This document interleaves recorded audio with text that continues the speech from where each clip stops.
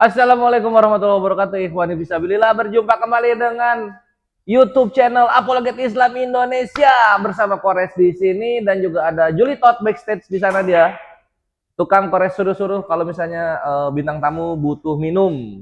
Dan tidak lupa kita di sini Ikhwan, seperti yang kalian lihat penampakan dari seorang pejuang terbesar di dunia medsos lintas iman, perjuangan terbesar di dunia medsos lintas iman, Panglima kita, Ketua Pembina dari Apologet Islam Indonesia, Gurunda Zulkifli M. Abazuma. Assalamualaikum warahmatullahi wabarakatuh, Panglima kami. Waalaikumsalam warahmatullahi wabarakatuh. Masya Allah, akhirnya kami dari API sendiri ya untuk interview Gurunda, Ikhwan, kita udah book dari 2020, baru kejadian sekarang. Nah, kan jatuh ketahuan bohongnya gua. Oke. Ya, jadi Gurunda, gimana kabar hari ini? Baik, alhamdulillah, masya Allah, sehat. Ini apa, punggung nggak pegel sama pundak? Enggak, menanggung beban sehat. perjuangan? Enggak, aman. Aman ya, aman. Alhamdulillah Ikhwan. Ya, jadi hari ini kita akan interview sepak terjang Panglima kita. Dari awal beliau ikut kejuaraan bulu tangkis di Makassar, enggak. Dari awal beliau dunia lintas iman berkecimpung sampai ke nanti pembentukan API, Ikhwan. Oke, jadi pertanyaan pertama Gurunda. Pertanyaan pertama, enggak, kan Julitot ini emang suka rusuh dia, suka nggak nyambung. Pertanyaan pertama, kapan pertama kali Gurunda terjun ke dunia dakwah lintas agama, lintas iman ini Gurunda? Tafadhol. Pertama itu terjun di dunia diskusi ya. Awalnya itu diskusi lintas agama. Itu di tahun 2000 awalnya, itu tanda-tanda untuk mengarah ke sana itu sudah muncul. Tanda-tandanya ya. Tahun 2000. Kenapa saya katakan tanda-tanda itu akan mengarah kepada area diskusi. Karena tahun 2000 itu adalah akhir dari saya ikut dalam sebuah organisasi pemuda. Waktu itu namanya Pemuda Permata Sudiang. Di dalamnya ada beberapa teman-teman aktivis kampus yang ikut terlibat dalam organisasi yang kita bentuk, organisasi pemuda. Di situ ada yang muslim, termasuk saya, ada yang non-muslim. Dalam sesi berjalannya organisasi, kita kadang ngumpul ngopi gitu, layaknya mahasiswa. Lalu kita dalam kebersamaan itu terkadang membahas tentang kejadian-kejadian di Poso, kejadian di Ambon. Bahas konflik ya, obrolannya. Ya, namanya anak muda-mudi kan waktu itu. Oh iya. Organisasi pergerakan-pergerakan kita itu ini sebagian daripada materi perbincangan ketika kita kumpul pada saat itu. Nama juga anak remaja kan ya, masih ya terhitung remaja waktu itu. Itu keadaan yang terjadi di Poso, kejadian di Ambon, dan juga kejadian di tempat kami sendiri di Kabupaten Luwu. Luwu Utara itu sempat terjadi ada bentrok sara. Nah, dari sana muncul berbagai macam argumentasi dari teman-teman kita yang non-muslim. Oh iya, itu konflik itu tahun 2000-an ya. Pas banget berarti, lagi 98 mulai 99, di tempat saya sendiri tahun 2000. Oh, I see. Iya. Jadi saya cuma mendengarkan waktu itu. Saya hanya sebagai pendengar. Mereka berbicara tentang kisru yang terjadi, saya cuma senyum-senyum aja dengarkan. Sambil saya berpikir, bahwa kalian minoritas saja belagu gitu. Karena pembicaranya ini kebanyakan dari pihak mereka atau setengah-setengah? Ada dari teman saya itu yang sangat vokal, yang selalu menyudutkan bahwa kejadian itu dipicu oleh umat Islam. Oh gitu, oke. Jadi saya diam sambil berpikir. Saya ini seorang aktif di kampus, dan kejadian yang terjadi di Ambon pada saat itu kan masuk ke kampus-kampus itu. Oh gitu? Ya, jadi korban yang ada di Ambon itu lari ke Makassar, salah satunya tempat pelarian. Hah? Mereka masuk ke kampus-kampus bercerita tentang keadaan yang di sana untuk memompas semangat kita sebagai anak-anak organisasi untuk minimal memberikan suatu argumentasi yang mungkin bisa sampai kepada pemerintahan agar menyikapi keadaan itu dengan secara baik. Nah, itu awalnya tuh. Jadi dari situ saya berpikir kayaknya memang harus ada yang meluruskan fitnahan-fitnahan ini terhadap Islam. Yang memicu Islam, adanya perang sara Islam di tempat yang tadi yang saya sebutkan, Islam pemicunya. Tapi kesaksian-kesaksian orang yang datang ke kita tidak sesuai dengan apa yang mereka perbincangkan. Karena kami menghindari adanya konflik dalam organisasi, mending kita diam. Yang pihak muslimnya. Ya, Oh, biarin yang kafirnya vokal gitu. iya, mereka ke situ ya. mereka vokal itu karena gini, ya kita tahu, sama-sama tahu, anak muda kalau udah pada ngumpul, itu kan kebanyakan minum, ya kan ya, minum tapi ya sebatas untuk menghangatkan tubuh, bukan untuk ugal-ugalan, bukan ya. Goldian tahu banget itu. Nah, mungkin karena pengaruh itu juga mereka bebas berargumentasi. Ya, karena kami ini ya maksudnya kita ini mahasiswa kan mau tidak mau punya perhitungan dalam bertindak kan gitu. Jadi kita diamin aja. Jadi yang muslim yang gak minum diam aja ketika aja. mereka ngoceh gitu ya. Ya. Kita diamin. Gitu. Sampai pada suatu hari, tepatnya di tahun saya udah masuk di dunia kerja. Awal 2005. Singkatnya itu di situ. 2005 yang langsung diskusi ya, diskusi offline itu pada saat kemudian ada teman saya, orang Kristen juga, curhat. Dia curhat terkait dengan kisru di dalam rumah tangga.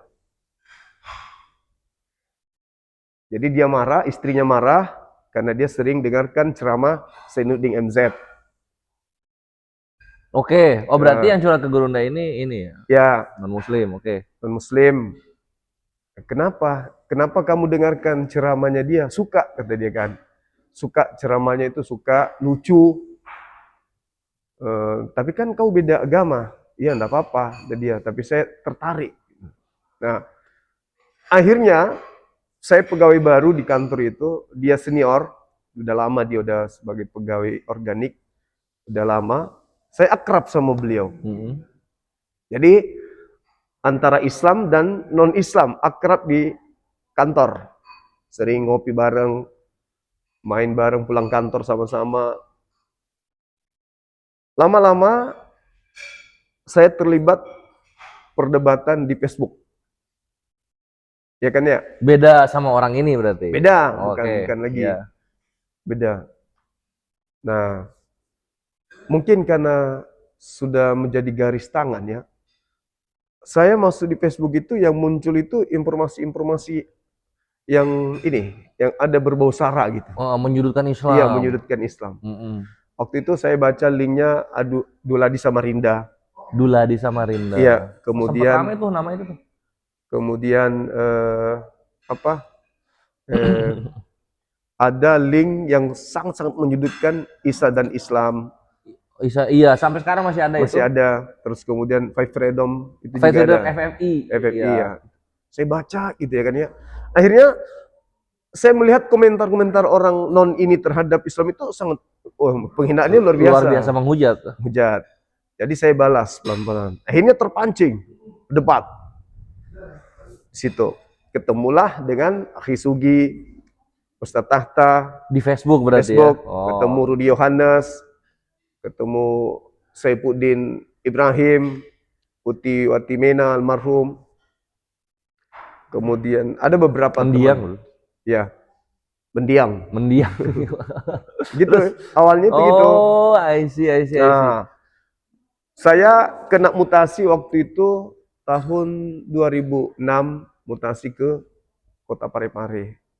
Di situ muncul lagi informasi-informasi tentang Parepare itu di mana? tempat kelahiran B.J. Habibie, masih tetap Sulawesi Oh, masih Selatan. Sulawesi Selatan ya, oke. Saya mutasi 3 tahun kemudian 2008 kembali ke Makassar. 2008, 2009 teman saya yang akrab tadi ini ternyata dia masih mendengarkan berita-berita Islam. Oh, masih ya, konsisten Masih. dia. Konsisten. Saya sendiri Walaupun masih diomelin istrinya masih ngomelin nggak? sampai mereka cerai ujungnya. Wah, gara-gara dengerin ceramah. Karena dia masuk Islam. Oh, Masya Allah, alhamdulillah. Jadi waktu itu saya ngopi dari lantai 3 turun, saya temukan teman saya itu lagi di depan. Lagi ngapain, Jo? Biasa dengar orang gila, kata dia gitu. Siapa orang gilanya? Padahal saya tahu dia barusan dengarkan rekaman videonya Yahya Waloni, Ustaz Yahya Waloni. Setelah mualaf atau sebelum? Sebelum. Enggak, Ustaz Yahya Waloni ya? Oh, sudah. Oh, udah mualaf ya, oke. Awal-awalnya. Jadi, jangan-jangan kamu yang gila kali ya? Oh, tidak saudara. Dengan dialek saya, tidak saudara. Ini orang yang gila, bukan saya yang gila, dia yang gila. Ya sudahlah, kau dengarlah sampai kau gila juga kalau gitu. Saya ajak ngopi tapi dia nggak mau. Lama-lama dia selalu merenung. Teman saya ini suka merenung. Gara-gara dia dengerin itu. Iya, suka merenung. Akhirnya keesokannya dia sering nanya tentang Islam. Tapi dia tetap bertahan di agamanya. Cuman dia sok keras, ujung-ujungnya bertanya tentang Islam, ujung-ujungnya datang sama aku, terus dia bawa kantongan. Waktu itu saya saja kaget, kresek. Iya, apa isinya? Pak, sini dulu. Apa? Saya boleh masuk ke ruangan? Boleh. Dia ngajak ikut, simpan di meja. Begitu dia buka kreseknya, mau tahu isinya? Apa? Al-Quran terjemahan. Oh, Masya Allah. Enggak, berapa Al-Quran? 1 Al-Quran terjemahan. Oh, dalam 1 kresek itu ya? Iya. Oh, Masya Allah. Saya dari pasar kemarin, saya belajar Al-Quran, Pak. Kemarin kok ngamuk-ngamuk? Kamu nggak mau dengar saya? Oh, tidak, Pak. Semua yang Bapak katakan itu ternyata memang betul ada tertulis di kitabku. Allahu Akbar. Jadi belajar, hanya dia minta disyahadatkan. Alhamdulillah. Nah, disitulah awalnya saya semakin gencar. Saya berpikir mereka butuh pencerahan. Butuh pertolongan. Mereka butuh pertolongan. Itu awalnya. Masih hidup.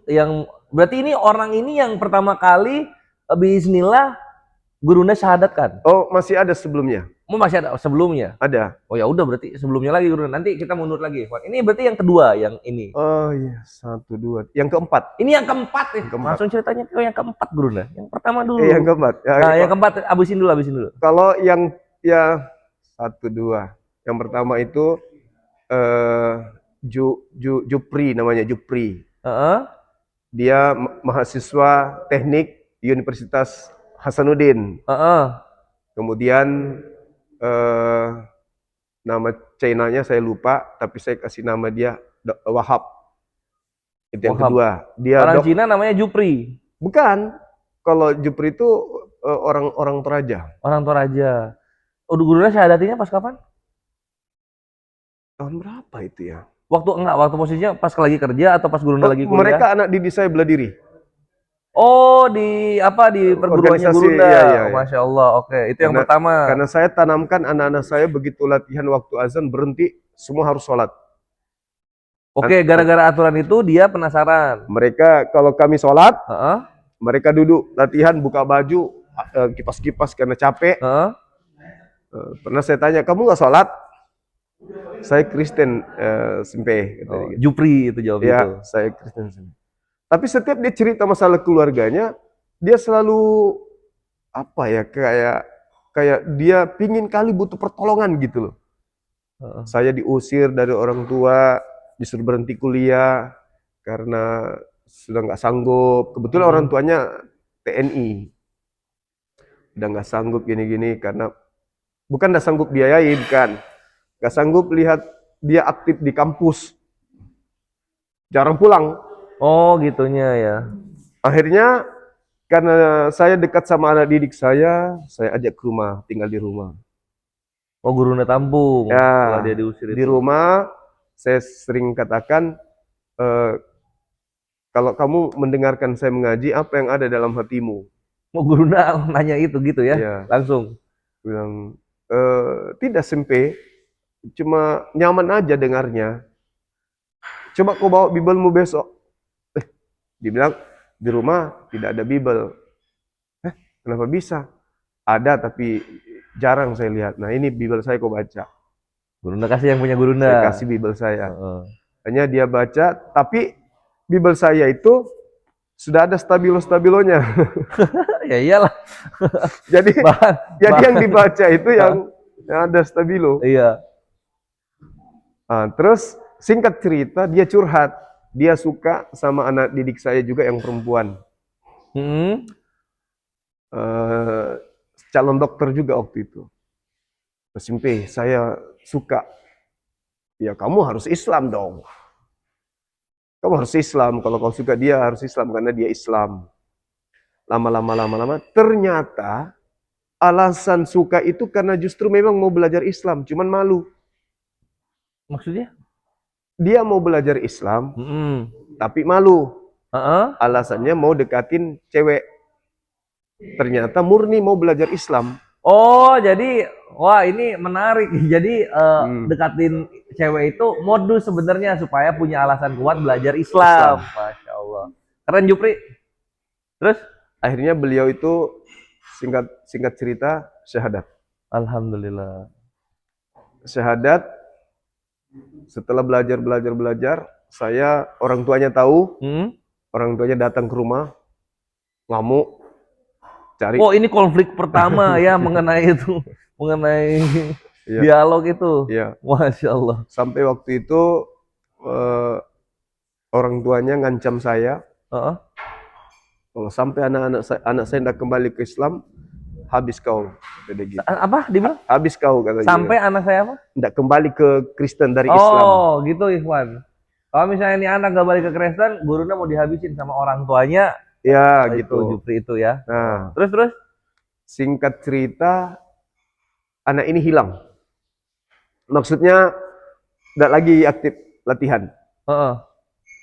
Nggak Tiba-tiba ya. Tiba-tiba ternyata setelah lulus kuliah dia mendaftar pelayaran, Heeh. lulus Jepang, di Jepang. Ke Jepang dia. Oke. Setelah di Jepang baru dia telepon saya, ini siapa? Saya ini gitu. Oh, tahu dari mana nomorku? Jadi dia selidiki nomor saya, ini dapat. Sambil nangis, Sensei mau hadiah apa? Saya mau pulang ke Indonesia. Oh, berarti itu udah selang berapa tahun lama Iya. ya? Oke. Jadi waktu itu saya bilang, kau belikan saya aja dogi, baju bela diri dari Jepang. Oh iya. Singkat cerita balik ke Indonesia, saya diundang ke rumahnya atas panggilan orang tuanya yang ngancam saya dulu itu. Heeh. Datang saya ke rumah, rame kali rumahnya, rame sekali. Emang mau balas dendam ya? Mau dihabisi nih gurunya kayaknya nih. Iya. Jadi saya duduk, bapaknya pulang, terus anaknya berdiri, si J ini berdiri. Pak, itu sensei saya, pelatih saya yang kemarin ini. Dia datang, duduk di bawah, menangis meraung-raung. Lo kok nggak jadi dihabisi malah menangis? Dia malah berterima kasih sekali dengan anaknya masuk Islam, Heeh. dapat pekerjaan tanpa diurus sama orang tuanya, dapat sendiri, Heeh. tiba-tiba aja di luar negeri, Heeh. dengan gaji besar, puluhan juta yang tidak pernah mereka bayangkan. Oh, subhanallah, masya Allah. Jadi, Ikhwan. beli rumah untuk orang tuanya, Heeh. adik-adiknya dikuliahin, kemudian semua fasilitas, rumah, mobil, kasih ke orang tuanya. Dan ibadahnya Akhlak bagus. muslim, Akhlak orang tua muslim. pertama. Adik-adiknya 2 sudah muslim, Oh, adik-adiknya ikut. termasuk bapak dan ibunya juga sudah muslim. Allahu Ini saya Akbar. merinding. Allahu Akbar, Ikhwan. Jadi yang orang tuanya asalnya ngancem anaknya mualaf ya, mau dihabisi katanya Gurunda, malah berujung satu keluarga komplit syahadat dengan rezeki yang membalik ya Gurunda ya, Iya. dari yang kekurangan menjadi serba berlebihan dan mampu bersedekah ke sesamanya, terutama orang tua. Masya Allah, Jupri keren, inspirasi. Itu kayaknya harus ketemu kita Gurunda, wawancara. Wawancara terus. Stoknya Jadi- Julius itu. Makassar ya tahun depan. Iya. Makassar ya. Oh, berarti orangnya masih di Makassar atau di mana? Keluarganya ada di rumah dinas. Oh, di rumah dinas Iya, keluarganya. kalau dulu terakhir saya masih ketemu di rumah dinas. Masya Allah. Yang perdana surut wajib. Iya, orang pertama yang yang syahadat oleh Gurunda, Ikhwan. Kita harus tahu itu. Nantilah insya Allah tahun depan kita di Makassar ketemu sama orangnya. Dan apa ya? Ini ya. Julius motong sih, lupa gua mau ngomong apa. Jadi tadinya benci, begitu jumpa nangis, Mm-mm. seakan-akan dia mengatakan berkat Bang Zuma, keluarga kami berubah gitu. Dengan anak kami pindah agama, akhlaknya lebih bagus, ibadahnya, hidupnya lebih teratur. Dia cerita, padahal anak saya itu kadang kusiksa, betul-betul kusiksa. Tidak dikasih makan, terus anaknya ini sholat sembunyi-sembunyi, adiknya diislamkan sembunyi-sembunyi. Oh, adanya itu sebelum ke Jepang udah ikut. Iya. Oh, Masya Allah. Yang laki-laki dan yang perempuan dua ikut sama dia. Gitu. Jadi, ya alhamdulillah berkat Islam. Jadi, pada intinya saya pribadi terjun di dunia apologet Islam ini sifatnya untuk menolong orang. Alhamdulillah. Tujuannya untuk menyadarkan orang yang mau disadarkan. Cuman dalam perjalanan banyak orang-orang yang menentang, termasuk para penghujat-penghujat itu. Kalau kita bertemu di dunia, di TikTok atau dimanapun itu kan sifatnya kayak perang aja, perang argumen. Padahal tujuannya sebenarnya itu untuk menolong mereka. Orang-orang kayak Gurunda ini yang dibenci Edi sebenarnya. Orang-orang yang kayak Gurunda ini apa ya? Tadi kan Gurunda itu sempat cerita yang pertama itu yang keempat, terus yang pertama diceritain itu yang keempat, terus Gurunda ulang yang pertama kali benar-benar syahadat melalui Gurunda, dan begitulah nasibnya sekarang alhamdulillah. Nah, dari cerita-cerita Gurunda, ini aku mau kasih lihat Gurunda. Si Edis itu entah keceplosan ya dia jujur. Orang kayak Gurunda ini yang membuat dia terjun di dunia luntas iman. Ini aku kasih ya. Ini Ya, nanti gue kasih ke lu, ntar lu puter yang si Edis, bagian si Edis yang ngomong jujur ya. Edis itu mengatakan bahwa yang buat dia terjun itu karena banyak orang Kristen yang dimualafkan. Ini. Ini. Ini Edis, nanti Gurunda tanggap ini. Dia ke Amerika. Langsung di play aja. Jadi pertama-tama saya itu melihat banyak orang-orang muslim itu mengganggu iman kita. Kita sebagai orang Kristen di Indonesia itu dirongrong oleh orang-orang Islam yang memurtadkan banyak umat Tuhan. Yang radikal gitu. Ya nggak dibilang radikal sih. Mereka intinya ingin memurtadkan murid-murid Tuhan Yesus dengan cara bagaimana mereka menyesatkan, dengan cara mengatakan bahwa ajaran Kristen itu salah, begitu. Nah, sehingga itu memanggil saya untuk menjawab mereka lewat media sosial itu. Jadi yang dilakukan di sini itu penipuan ya. Iya, mereka dengan ketar-ketirnya banyak yang masuk ke dalam Islam, maka dia pun melancarkan aksi-aksi penipuan-penipuan Ya, untuk meredam itu. Iya, untuk meredam dan juga mencari simpati dari orang-orang luar terhadap anggaplah dia sedang berjuang juga. Gitu. Iya. Padahal sebenarnya yang terjadi di lapangan itu adalah kami terjun di dunia apologet itu karena maraknya Kristenisasi. Nah, itu Itu salah lu niatannya. kalian yang memulai gitu. Dan itu tidak bisa dirubah. Maksudnya sejarah itu tidak bisa kalian rubah. Dengan argumentasi seapik apapun, keadaan tidak akan pernah bisa berubah. Departemen Agama dalam hal ini yang kemudian mengeluarkan terjemahan atau Al-Quran itu sendiri, itu tidak pernah kemudian membuat sebuah lembaga di mana lembaga Quran itu mengatasnamakan Bible. Tapi sekarang ini kita lihat lembaga Alkitab. Alkitab itu kan nama lain daripada Al-Quran. Al-Quran. Itu aja dulu. Kenapa mereka menggunakan kata Alkitab? Karena mereka memang merasa bahwa punya hak untuk mengajak orang lain ini masuk ke agama mereka. Karena Kenapa mereka bisa merasa punya hak seperti itu? Kenapa? sejauh saya belajar, karena mereka merasa lebih di atas daripada kita. Mereka itu mengaku anak Tuhan. Mereka merasa spesial. Iya, anak Tuhan, dan mereka merasa ahli waris Tuhan. Ahli waris Tuhan. Apa yang diwarisi? Ya, keselamatan. Di luar mereka tidak selamat. Maka mereka kemudian punya tingkat kepercayaan dirinya itu terhadap agamanya itu sangat tinggi. Sebelum ada perlawanan dari apologet Islam. Indonesia. Api.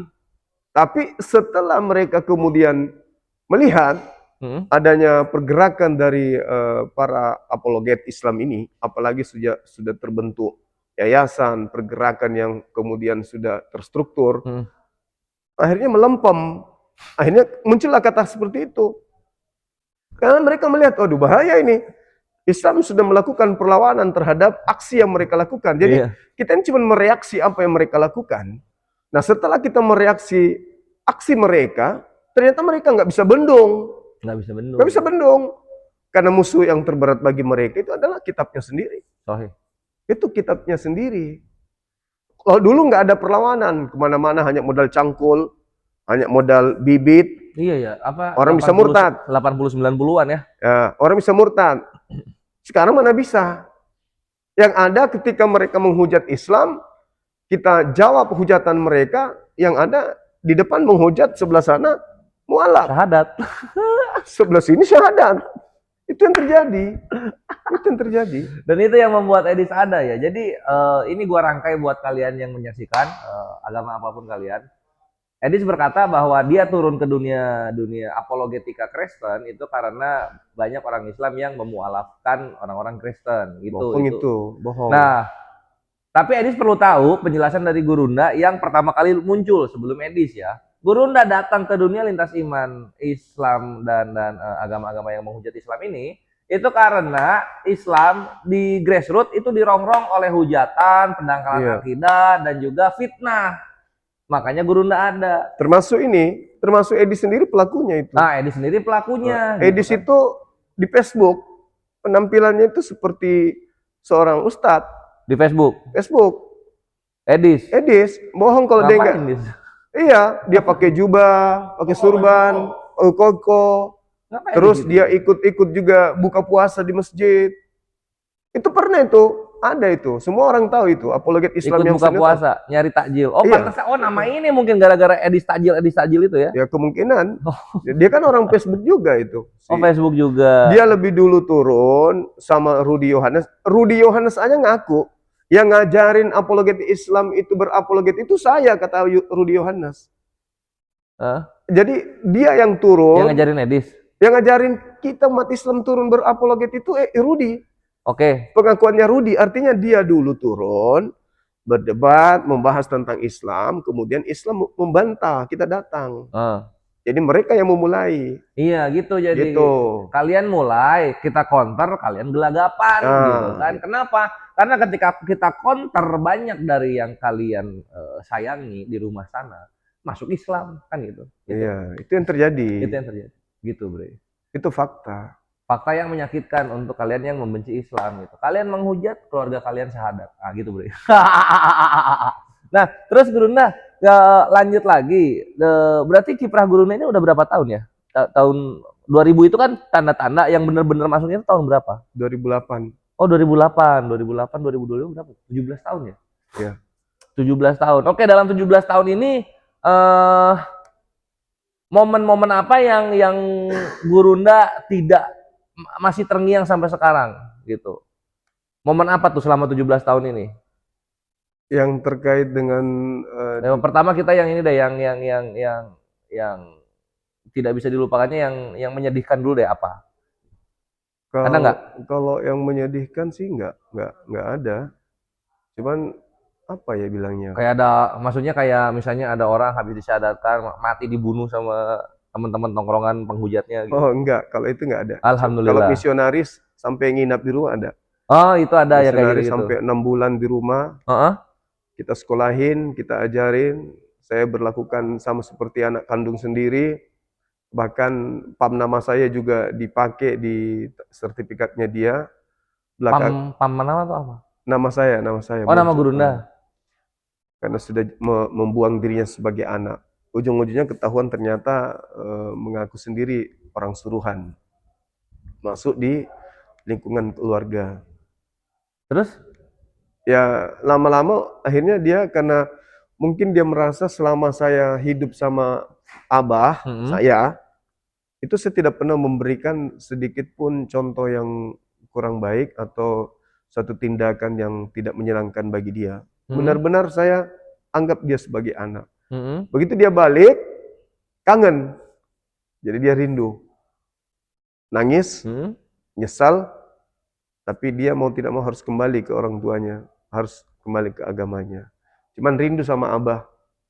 Rindu sama adik-adik kata dia. Mungkin video ini bisa dinonton sama anak saya ya, Aska. Aska namanya. Saya kasih Aska Nur Alim. Aska Nur Alim namanya.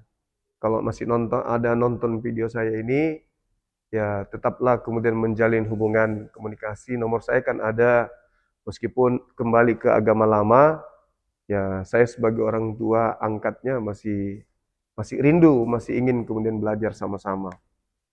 Jadi Gurunda sekeluarga pernah kesusupan misionaris yang pura-pura jadi anak angkat. Bukan pura-pura jadi anak angkat, memang ku angkat sebagai anak. Tapi dia kan misionaris. Ya urusannya dia. Yang penting kami terima, kami ikhlas. Saya sekolahin, berapa tempat sekolah saya pindah sampai ke Jawa sekolah. Saya kasih bebas di rumah, saya kasih kendaraan, bahkan mobil mau dipakai pun dikasih. Ternyata kalau dia keluar, ketemu dengan teman-temannya. Yang ini, yang semisionaris itu ya. Perlu kalian ketahui, Ikhwan, misionaris itu adalah sekelompok orang Kristen yang bertugas untuk mengambil domba-domba baru. Kalau di bahasa kitanya memurtadkan orang-orang Islam. Hidup sama guru diceritain. Orang saja nggak dikasih tinggal gitu. Kami aja ketemu Gurunda, kalau Gurunda ke Jakarta, ini misionaris hidup di rumah Gurunda, makan pakai piring Gurunda, nasi dari Gurunda, gitu kan. Mandi pakai sabun yang Gurunda beli dari minimarket. Kok bisa kemasukan Gurunda? Jadi ceritanya itu menurut dia pengakuan beliau, dia ingin tahu di mana titik kelemahannya. Dia pikir waktu itu Bang Suma ini sudah terorganisir. Oke. Dipikir ada kekuatan di belakang Bang Suma. Nanti belakangan baru tahu ternyata ini orang kerja sendiri gitu. Tidak ada timnya, nggak ada yayasannya, tidak berbentuk satu organisasi. Dia mau selidiki dari mana ini ilmunya, dari mana, terus siapa yang membiayai. Dipikirnya ada kayak begitu. Dipikir oleh orang yang menyuruh dia. Ya, Oke. ini organisasi apa, di belakang gini apa gitu. Apakah ada hubungan dengan gitu pemerintah? Apakah ada hubungan dengan jaringan terlarang di luar sana? Jadi itu yang diselidiki. Dia mau bongkar belakangnya ceritanya. Ternyata di belakang Gurunda hanyalah kepala rumah tangga yang gagah perkasa. Nggak ada apa-apa. Mau ngapain di rumah, mau lihat aja sendiri. Saya ngajarin ngaji, udah bisa ngaji. Dia bisa ngaji. Si misionaris ini bisa ngaji. 6 bulan sama aku. 6 bulan. Pertama kali masuknya kayak mana itu Gurunda? Jadi saya ditelepon, ini Bapak yang biasa di mualaf sama Ko Stephen ya? Iya, betul. Bilang. Dari mana? Kami dari Papua, Pak. Kenapa?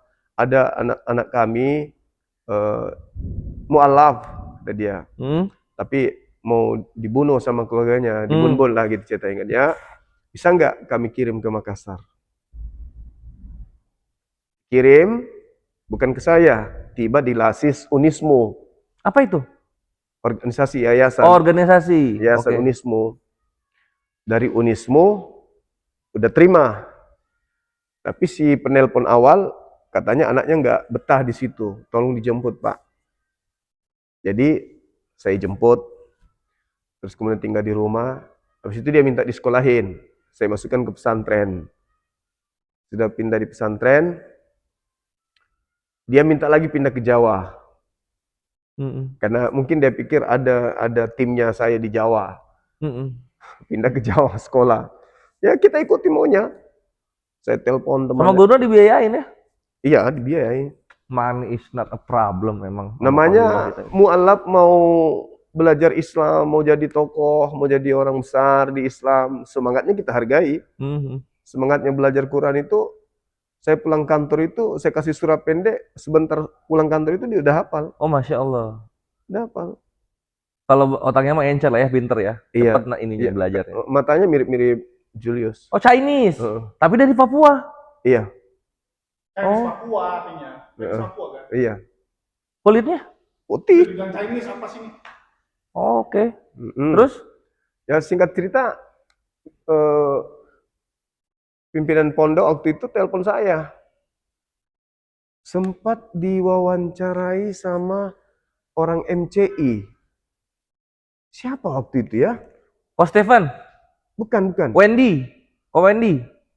Diwawancarai di atas mobil pada saat dia kabur dari pesantren. Terus dia nggak tahan, dia minta biaya untuk ke Kalimantan. Kita kasih biaya, alasannya ke Kalimantan ada keluarganya. Setelah kita selidiki, keluarganya ternyata adanya di Papua. Jadi kembali yang nelfon guru di awal itu kan? Iya. Ini keluarga-keluarga atau malah setelah itu video call sama keluarganya? Iya. Terima kasih Pak udah ini anakku. Udah ngurusin anak saya gitu. Patungan lah. Kayak mana sih? Kayak gitu ceritanya. Oh, Masya Allah, emang ini apa ya, luas banget gurunda tuh. Kalau udah sayang sama orang, udah nolong sama orang ya, ikhwannya kami semua di sini sebagai anak-anaknya menyaksikan gitu dan menjadi saksi hidup. Gurunda tuh nggak banyak mikir, ikhwan. Kalau kita ini ya, yang di API lagi susah atau kayak gimana, paling pertama nolong, nggak nanya buat apa langsung nolong, ikhwan, apapun itulah, mau apapun itu, emang bapak dari semua anak-anak API. Mantap. Kalau itu ada lebaynya sedikit. Oh, ada. Harus dikasih batas dulu, kalau enggak ada Julius minta tolongnya biadab dia. Golian. Ya, Ikhwan, itu sekelibat kisah pengalaman Gurunda dari awal terjun sampai hal-hal yang menarik yang beliau rasakan gitu. Misionaris 6 bulan di rumahnya, Bre. Kalau gua, waduh, udah habis ini anjing kalau orang kayak gini, serius, bahaya banget, bahaya. Tapi Gurunda ya karena kasih sayang jadinya jadi hidayah dan berpikir si orang ini ya gitu, dan masih ada kayaknya. Lalu ini eksklusif, cerita ini eksklusif hanya ada di channel YouTube API. Jadi kalian yang menonton di API, beruntunglah kalian. Dan kita berikutnya akan lanjut ke perspektif Gurunda tentang awal pendirian Apologet Islam Indonesia. Ini eksklusif, Bre. Ini eksklusif. Nah, jadi Gurunda apa? Sebelumnya aku mau nanya dulu. Oh, ini ada pertanyaan dari Juli Tot. Bang Juma kan dari kerja.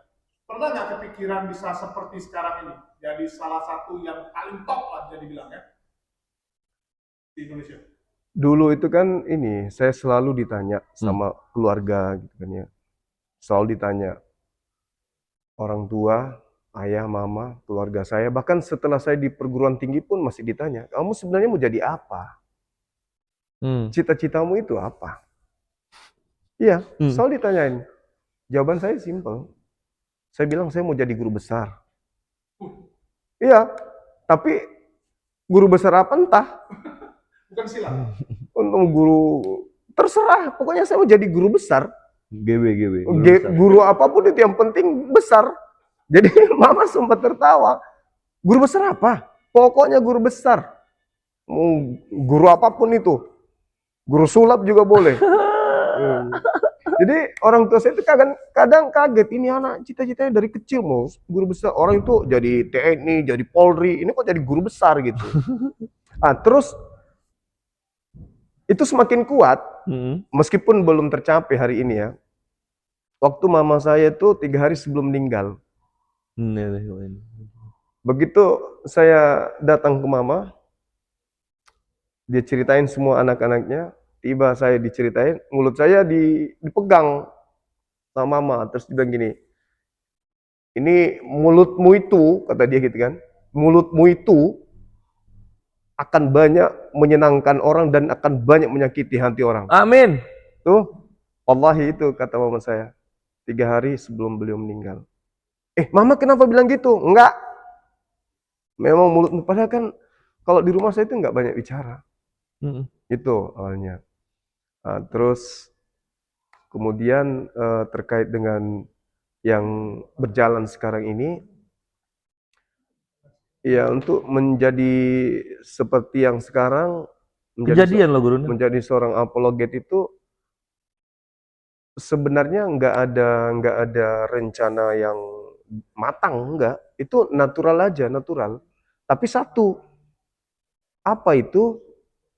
Adanya rasa ibah terhadap orang-orang yang tidak meluk Islam gitu. Di tengah Islam itu sudah ada, disampaikan di semua lini.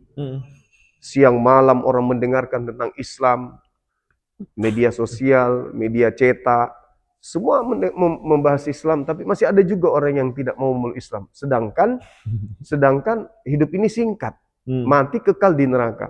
Nah, itulah yang membuat selalu terdorong hati ini untuk mengajak orang-orang ini berdiskusi. Masya Allah. Sampai adik saya yang bungsu itu kan istrinya mu'alaf juga kan ya. Alhamdulillah. Lalu saudara dari istrinya ini ada aktivis yang sangat-sangat kuat di agamanya. Saya ajak berdiskusi. Oh, sempet nolak keras waktu mau Iya, bukan istrinya, iparnya. Iya, iparnya ini. Jadi aku bilang sama dia, "Adek, saya mau berdiskusi. Agamamu kan agama syiar. Ada amanat agung. Coba kau injili saya." Gitu. Bilang, "Saya juga begitu. Saya akan berusaha untuk mengajarkan Islam samamu." Jadi kita janjian di rumah disaksikan keluarga. Iya. Oke, seru-seru ceritanya. Jadi ujung-ujungnya setelah dia putus asa nggak bisa memberikan solusi dari pertanyaan-pertanyaan saya terkait keselamatannya, apa yang bisa kamu berikan kepada manusia lain selain kamu, selain daripada janji-janji ilusi, ya, halusinasi imut yang tidak berdasar. Apa katanya? Setelah berdiskusi berjam-jam, sampai mati pun, apapun Kak Alim sampaikan, mau sampai apapun itu, saya tetap Yesus. Udah berjam-jam ya? Berjam-jam. Udah berjam-jam. Saya tetap Yesus, saya mati dengan Yesus, apapun, bahkan ke neraka pun yang penting sama Yesus. Ya sudah. Udah, mau apa lagi? Yang penting ku bilang, oke, tapi hubungan keluarga jangan sampai terputus.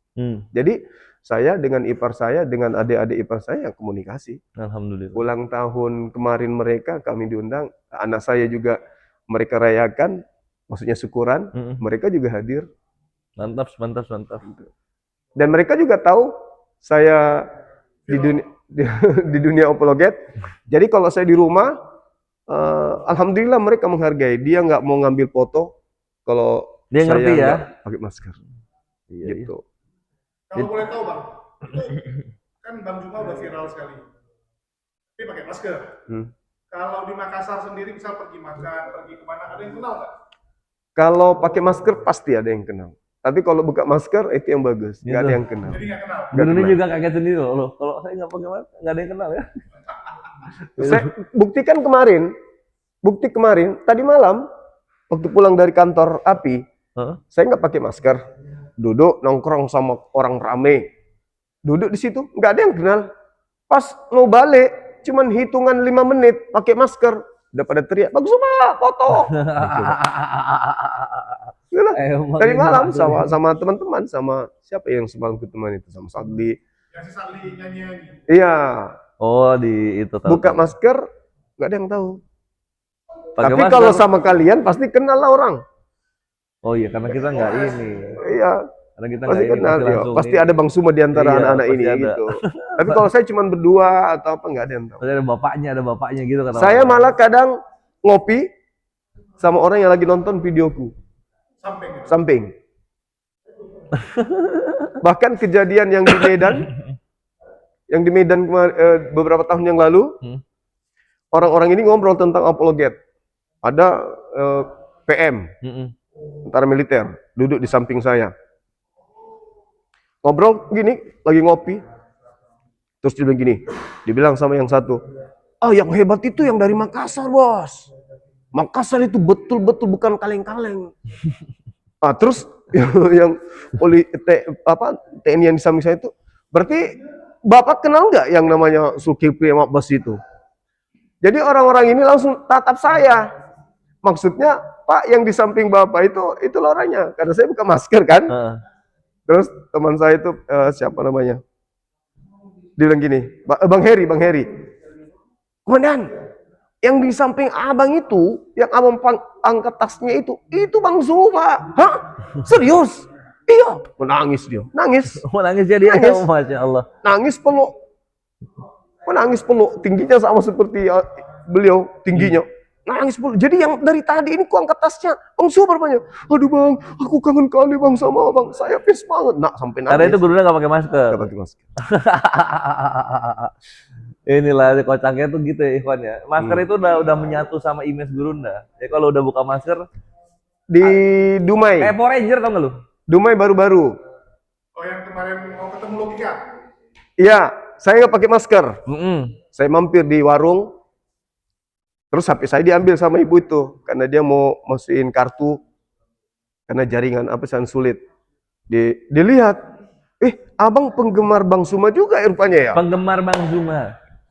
Mantap. Memang masyarakat kita unik. Iya Bu, ibu juga kenal.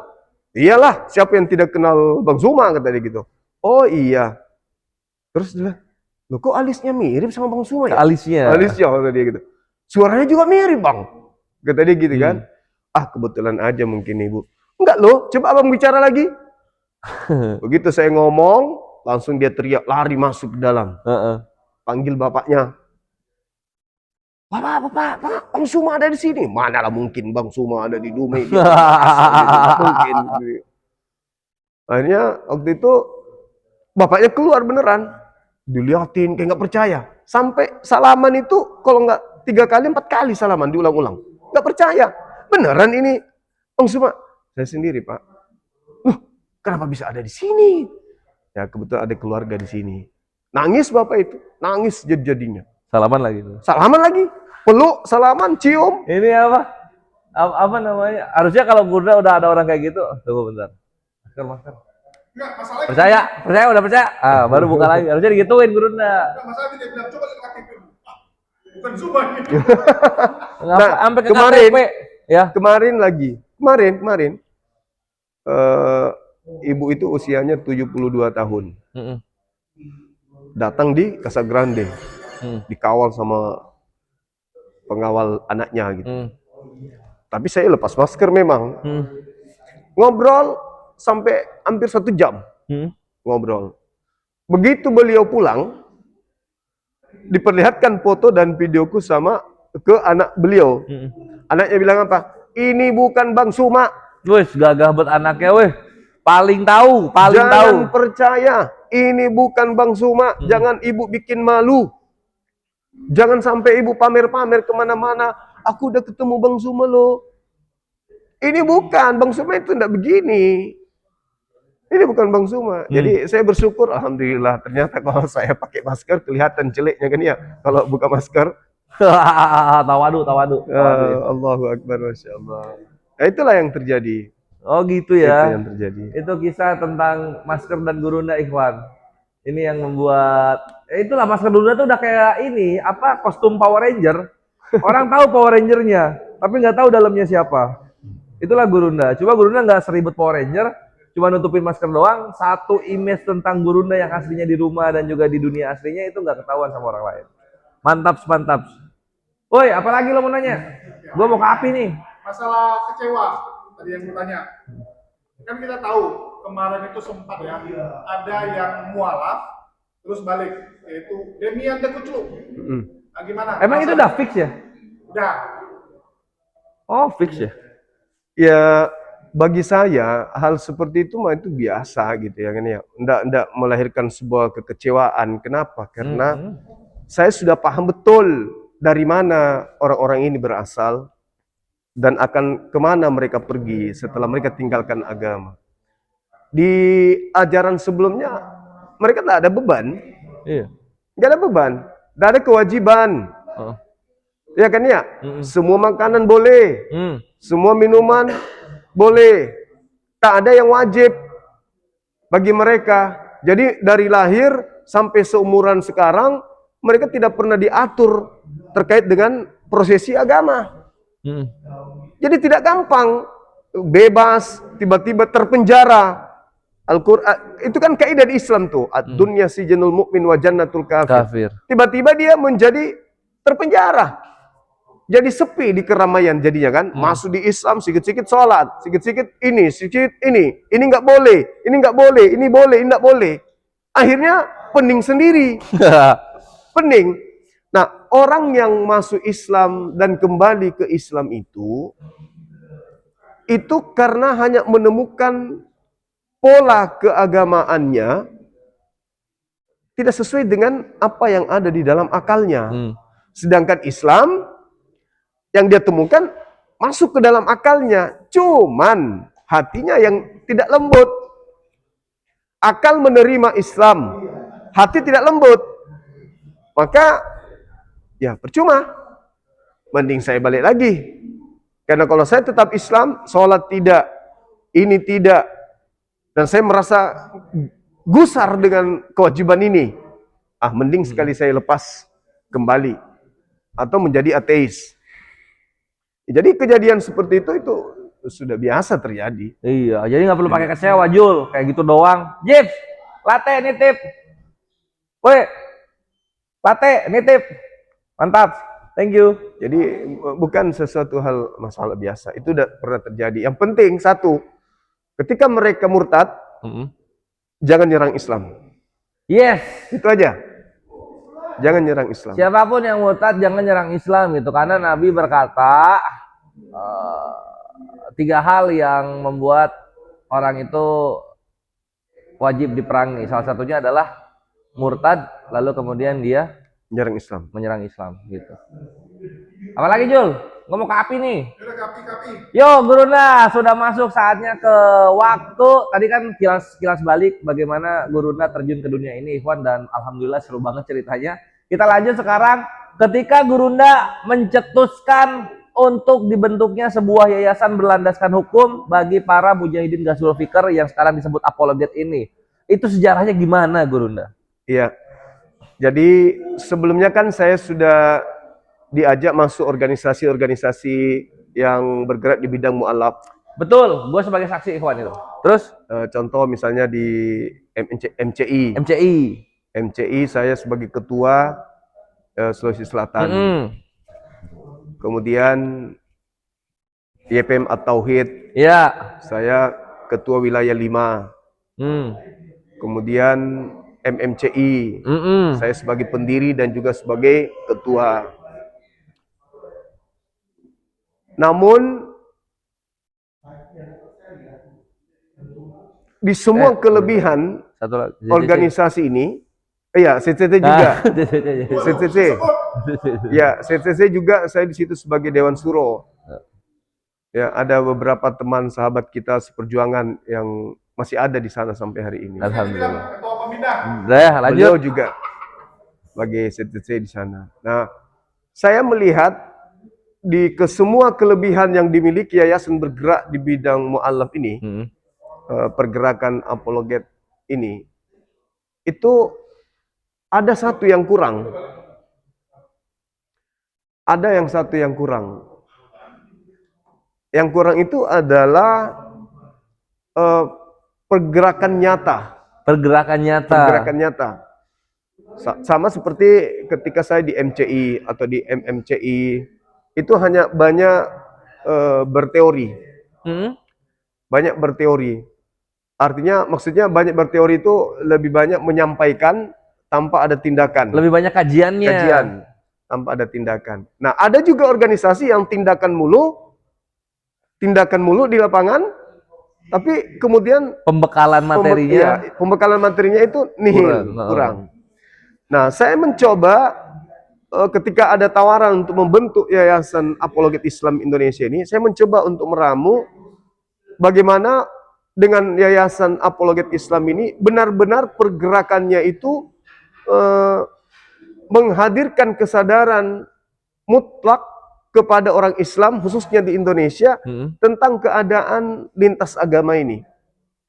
Artinya bahwasanya dengan Apologet Islam, API, umat Islam itu benar-benar sadar bahwa memang harus ada pergerakan ini. Kalau dulu misalnya pergerakan MCI, orang cuma tahu oh ada MCI, ya udah. Ada yang bidang mualaf, oh udah. Tapi kalau dengan adanya API ini saya berharap menjadi wadah konsentrasi umat Islam untuk kemudian menghalau pergerakan pemurtadan dan pendangkalan akidah. Karena itu tidak pernah bisa kita hentikan. MCI berdiri, YPMA Tauhid berdiri, semua organisasi Islam berdiri bergerak yang konsentrasi terhadap mu'alaf, itu tidak akan memberikan efek apapun terhadap mereka yang memang gerakannya untuk memurtadkan. Tidak. Silakan aja kamu bersyahadat di mu'alaf, silakan kau di Arematia, silakan gini. Tapi perlawanan nyata di hadapan mereka itu bukan nggak ada, tapi mereka nggak merasa ngepek gitu. Mereka tidak merasa ngepek. Misalnya yayasan kita membentuk perkampungan mu'alaf, silakan aja. Kami juga membentuk perkampungan murtadin. Iya kan ya? Iya. Nah, silakan aja bikin organisasi Islam. Kami juga bikin organisasi non-Islam. Ini tidak mengganggu para kelompok misionaris ya, pergerakan yang tadi Anda bilang itu dari Islam ya? Mereka tetap aja gagahan. Nah, tapi dengan adanya Apologet Islam ini Apologet Islam API ini, kami sebagai pengurus itu mengharapkan seluruh umat Islam itu masuk ke dalam, mengambil bagian di organisasi ini untuk menjadi sinyal, pesan kepada mereka yang acap kali punya gerakan untuk memurtadkan, melakukan gerakan-gerakan pendangkalan akidah, untuk supaya mereka sadar bahwa wah sekarang ini sudah ada Apologet Islam Indonesia sebagai yayasan yang betul-betul konsentrasinya untuk menghalau. Iya, I see. Untuk menghalau. Makanya Apologet Islam Indonesia itu tidak diam, hanya berdiri, habis itu berdiam. Tidak, kita menginginkan di setiap wilayah provinsi itu ada perwakilan API. Ada perwakilan Ada API. perwakilan API. Jadi ini ya Gurunda, ini aku simpulin dulu Ikhwan buat kalian itu. Kalau misalnya ketika Gurunda melihat pergerakan di yayasan pembinaan mu'alaf yang lain gitu, pembinaan mu'alaf itu tidak membendung para misionaris untuk melakukan pemurtadan. Sedangkan di API kita lebih agresif untuk melawan si pemurtadannya gitu. Jadi selain pembinaan mu'alaf, kita juga selalu mempunyai cara-cara kreasi yang aktif dan juga tetap di bawah hukum ya Gurunda untuk memberantas hangus dan habis orang-orang yang ingin melakukan pemurtadan gitu. Jadi kita lebih ke sana supaya mereka nggak begitu lagi. Nah gitu ya Gurunda ya? Iya. Mantap, lanjut Gurunda. Ya seperti itu adanya. Jadi harapan saya sebagai salah satu pengurus Apologet Islam ini kepada umat Islam ya pada umumnya untuk supaya mengambil bagian dalam pergerakan yayasan Islam. Amin. Ya, maksud saya mengambil bagian itu tidak mesti Anda tampil sebagai pendebat, tidak mesti Anda tampil sebagai orang yang terlibat di dalam pergerakan, tapi minimal memberikan dukungan berupa doa, ya, materi, pikiran, ide, gagasan, saran, bahkan sekedar kritikan pun kami butuhkan. Yang penting misi kita adalah menghalau pergerakan pemurtadan. Ya, dan memberantas gerakan-gerakan pendangkalan akidah. Iya. Itu. Sama ini satu lagi Gurunda, mungkin yang kita butuhkan di API itu adalah skill. Maksudnya tuh kalian misalnya punya skill desain gitu kan. Silakan kalian gunakan skill tersebut untuk umat gitu, untuk pergerakan kita melawan orang-orang yang ingin menistakan Islam, ingin mendiskreditkan Islam gitu. Atau kalian misalnya punya skill atau link-link yang lain, gunakan semua itu untuk agama. Karena disitulah kita kuat Ikhwan. Kayak gitu. Jadi selain doa, materi dan juga waktu, skill. Kita butuh orang-orang yang berskill yang agar masuk di manajerialnya API. Mantap. Terus itu jadi Apologet Islam Indonesia berangkat dari gagasan Gurunda yang melihat kenyataan di lapangan, kan gitu. Pertama kalinya Gurunda membentuk itu gimana Gurunda? Setelah gagasan itu udah matang nih di pikiran Gurunda. Nah, pertama kalinya itu gimana? Jadi ceritanya gini, kisahnya itu karena kita masing-masing sudah tampil sebagai pejuang nih ya. Iya. Saya katakan sebagai pejuang karena hadirnya orang-orang yang konsentrasi melakukan perlawanan. Tentu perlawanan yang saya maksud di sini adalah menghadapi para apolemikus dari seberang terkait perbedaan agama dan kemudian mereka ingin tukar pikiran yang kemudian mereka terjun langsung tukar pikiran di medan debat atau di ruang diskusi. Nah, saya melihat ini potensi. Ternyata di Indonesia ini banyak orang-orang yang meluangkan waktunya, pikirannya untuk memberikan argumentasi tentang Islam, di mana cakupan argumentasinya itu membantah subhat dari pihak sebelah, lalu kemudian mereka juga memiliki kemampuan untuk mengolah data baik Al-Quran maupun di Bible. Ya karena itu begitu ada ajakan untuk mendirikan yayasan, saya langsung sambut. Ya udah ayo, selama orang-orang ini mau bekerja karena Allah ya, bukan karena ada unsur lain, kenapa tidak kita bikin wadah, kita bentuk kemudian organisasi ini, kita buat akte pendirian, dan apapun itu yang terkait dengan pengesahan terhadap yayasan. Sehingga pergerakan kita ke depannya itu memiliki payung hukum. Dan alhamdulillah, ya teman-teman yang datang ke Makassar waktu itu, saking seriusnya, ya sepakat. Dan berdirilah Apologet Islam Indonesia ini. Alhamdulillah. Itu pertama kalinya ya. Pertama kalian kali. yang belum tahu cerita pendirian API dari perspektif ketua pembina kita ini pertama kalinya gitu. Di Makassar. Makassar. Jadi Makassar itu kantor pusat kita, Ikhwan. Jakarta itu kantor cabang. Jangan ketukar-tukar kalian. Ya. Dan memang titik konsentrasi pergerakan kita kebanyakan di Jabodetabek gitu. Ya namanya juga pusat negara, ya pasti banyak kegiatannya di situ. Terus setelah itu berarti API udah berapa tahun berdiri ya Gurunda ya? Ini tahun ketiga.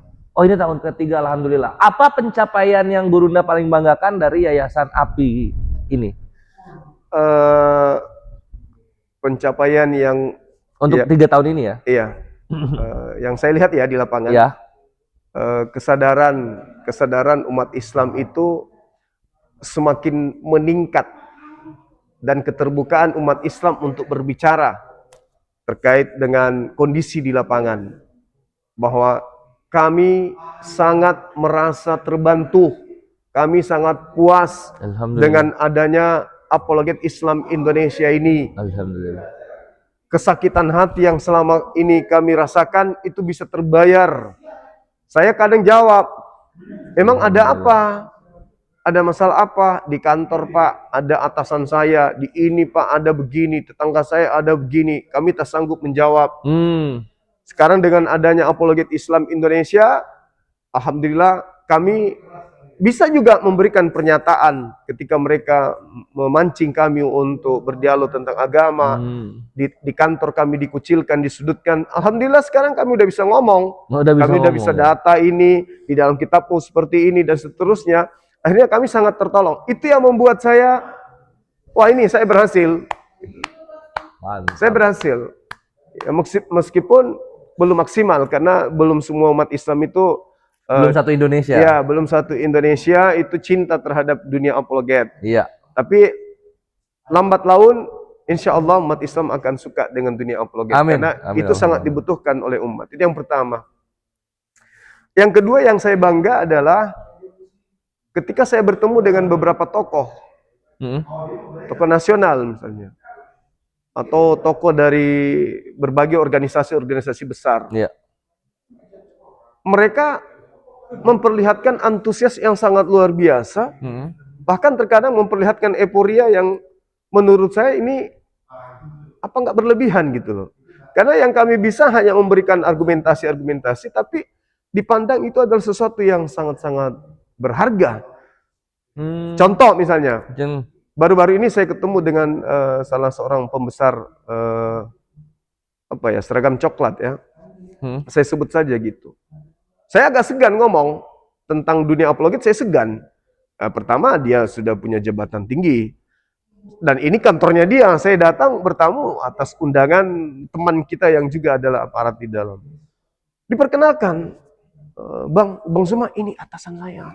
Nah kalau seorang yang sudah pangkat tinggi aja hormatnya gitu sama atasannya sampai segitunya kan ya, apalagi saya kan hormat sama aparat kan ya. Iya. Aparatur negara kita harus hormat, cinta kepada.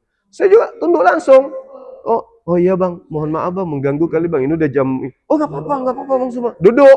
Iya. Salaman gini cerita. Saya sampai minta maaf. Bang, minta maaf Bang, saya ini tamunya beliau, tapi mungkin abang baru kali ini menemukan tamu yang agak lain gitu. Maksud abang Bang Zuma apa? Kok ngomong kayak gitu? Enggak Bang, saya ini oh iya udah tahu. Kami ini semua cinta Bang Zuma. Masya Allah. Jadi Alhamdulillah. saya bilang gini. Sampai ke lapisan itu, ikhwannya sampai ke lapisan itu sudah mengenal ini. Alhamdulillah. Terus saya bilang gini, gitu ya Bang? Iya. Saya pikir Bang kalau dunia seperti ini dengan saya itu akan terjadi jurang pemisah yang sangat jauh. Oh enggak, baju saya boleh begini, tapi di sini Islam bos. Masya Allah, Allahu Akbar. Ini enggak kebawa mati Bang, yang kebawa mati itu imanku. Jadi jangan Bang Zuma itu berpikir saya menggunakan seragam begini, saya tinggalkan Islam. Kok enggak? Justru karena Bang Zuma saya semakin cinta dengan agama. Allahu Akbar. Saya berdiri, salaman, kami pelukan. Masya Allah. Ini kejadiannya kapan nih, Bro? 2 hari kemarin? Tunggu. Setelah dari mana itu kami ya? Dari mana kita? 4 malam yang lalu. 4 malam yang lalu, Masya Allah. 4 malam yang lalu. Keren. Mantap Ikhwan. Itulah. Mantap. Kok Ikhwan sih? Mantap Palima. Iya. Jadi itu hal yang membanggakan ya di dunia api dari ketua pembina kita, panglima kita, Gurunda Zuma gitu. Terus Gurunda, ini waktu juga yang memisahkan kita. Ini pertanyaan terakhir nih. Iya. Dari aku, apa harapan Gurunda setahun ke depan lah ya, setahun sama 5 tahun ke depan nih Gurunda, aku pisahin ya 2 ya, untuk pergerakan kita apologet Islam Indonesia. Tafadhol Gurunda. Iya, jadi ada 2 harapan saya. Yang pertama terhadap lawan diskusi. Lawan diskusi. Ya, dalam hal ini orang-orang yang berkecimpung di dunia apologet Kristen. Supaya kalau bisa itu hujatan-hujatan itu dikurangi gitu ya. Dikurangi hujatannya, penghinaannya, supaya umat yang Anda wakili itu bisa juga mengetahui bahwa apa yang disampaikan oleh lawan diskusi Anda, dalam hal ini Islam, itu sesuai dengan data yang ada di dalam kitab saudara. Kemudian cakupan hal ini juga termasuk para misionaris, ya tolonglah, hentikanlah gerakan-gerakan kalian itu untuk datang ke rumah-rumah. Anda sudah tahu mereka Islam, Anda sudah tahu mereka sudah punya keyakinan, dan negara kita menjamin untuk kita melaksanakan agama kita masing-masing. Itu hak dan kewajiban kita. Nah, jangan diganggu agama orang lain dengan cara Anda tampil ke Islam-Islaman, Anda tampil seperti ustadz, seperti ustazah, masuk ke pondok-pondok pesantren, melalui jaringan kalian, katanya ada pergerakan bawah tanah sesuai dengan pengakuan kalian, membagikan Bible dalam bahasa Arab di pondok-pondok pesantren. Hentikanlah yang kayak gitu. Hentikan, karena justru itu yang akan memicu nanti hal-hal yang kita tidak inginkan. Sementara agama Anda, agama kasih. Sejatinya kasih itu yang benar-benar mencerminkan kasih yang berbias kepada bukan hanya agama Anda, bukan hanya pemeluk agama Anda, tapi juga tercermin kepada pemeluk agama lain. Dengan cara-cara seperti ini kan itu sudah tidak benar. Bertentangan dengan nilai kasih yang Anda gaungkan itu. Jadi kalau bisa, hentikan gerakan-gerakan itu, tapi kalaupun Anda ingin melakukan, lakukanlah dengan cara-cara sehat. Jangan tampil berpura-pura.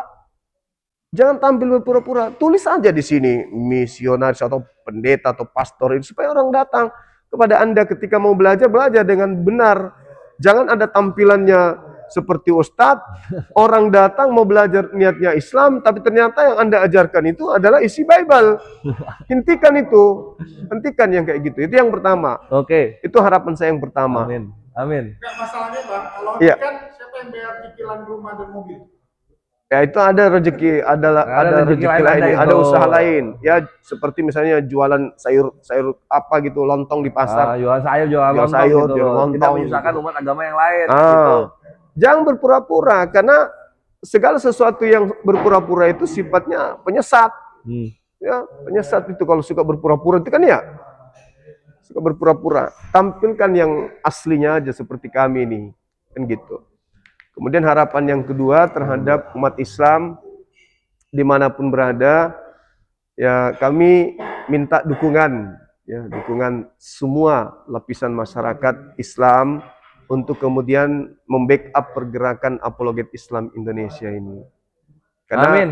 satu-satunya organisasi yang pasang badan menghadapi orang-orang non-Islam untuk berdiskusi secara langsung, Iya. itu kami apologet Islam Indonesia. Sohe. Ya untuk itu tentu sebagai seorang Muslim, ya Anda tahulah apa yang kita harus lakukan, gitu kan ya, mendukung, memberikan perhatian kepada siapapun anak-anak kita, adik-adik kita yang berkecimpung di dunia apologet Islam ini. Jangan dibiarkan mereka berdebat sementara mereka lapar. Jangan dibiarkan mereka begadang untuk mengajarkan Islam, menghalau pergerakan pemurtadan sementara mereka sakit-sakitan. Siapa yang memperhatikan mereka kalau bukan umat Islam? Siapa yang akan menolong dan membantu mereka kalau bukan kita umat Islam? Mereka bukan bergerak di organisasi biasa. Ini terkait dengan keberlangsungan eksistensi agama. Islam mungkin akan tetap jaya, ya, akan tetap jaya. Tapi kalau tidak ada yang memperhatikan dalam pergerakan orang-orang di luar Islam yang ingin memurtadkan umat Islam itu sendiri, maka akan terjadi hal-hal yang terjadi di luar sana, seperti apa negara Filipina tadinya, Spanyol tadinya mayoritas Islam, karena orang sibuk pekerjaan duniawi, mengejar ekonomi, mengejar kemudian politik dan seterusnya, pencapaian dunia yang dikejar mati-matian, lupa dengan akidahnya sehingga menjadi minoritas, bahkan terusir di kampung halaman. Nah, kalau tidak ada yang memperhatikan itu, kasihan. Ingat sahabat-sahabat sekalian, Indonesia ini adalah negara terbesar, ya, terbanyak umat Islamnya.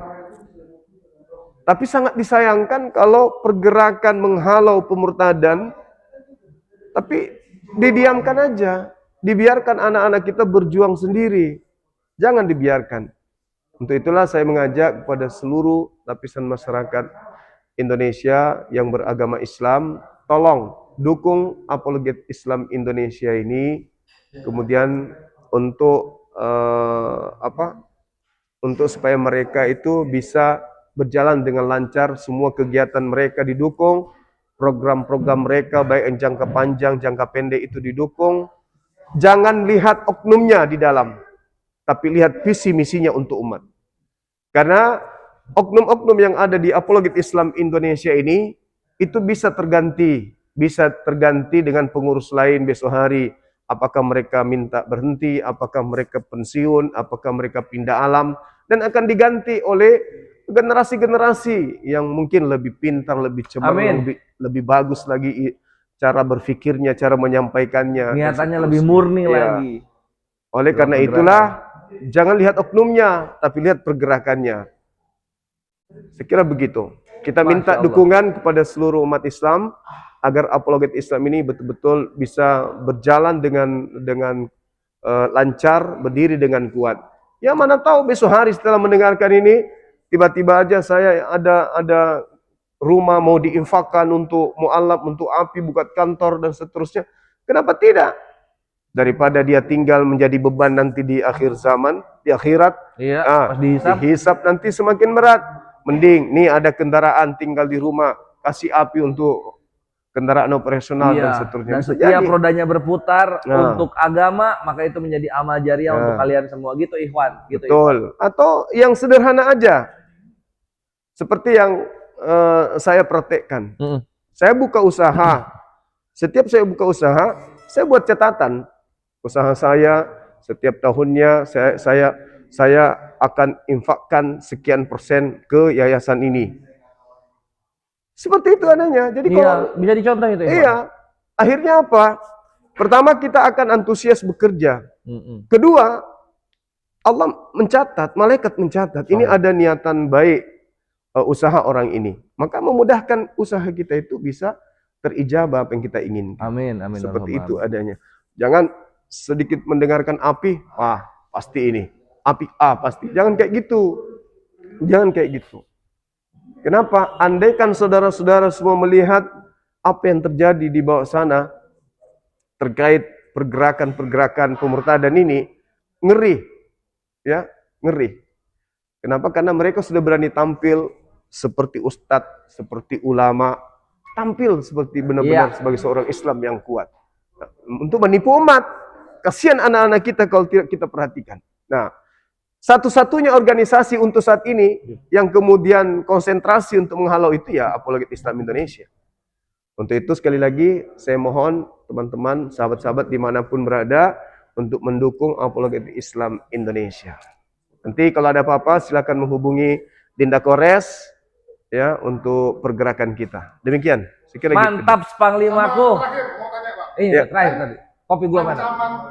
Ancaman dari pihak sebelah itu kan sangat sering kita dengar kepada Bang Juma. Itu kalau kita bicara ancaman verbal, komen, kan udah sering. Tapi ancaman nyata sendiri, pernah nggak terjadi? Dan kalau benar terjadi, seberapa ngeri? Ya, jadi kalau ancaman itu udah jelas datang silih berganti ya. Bahkan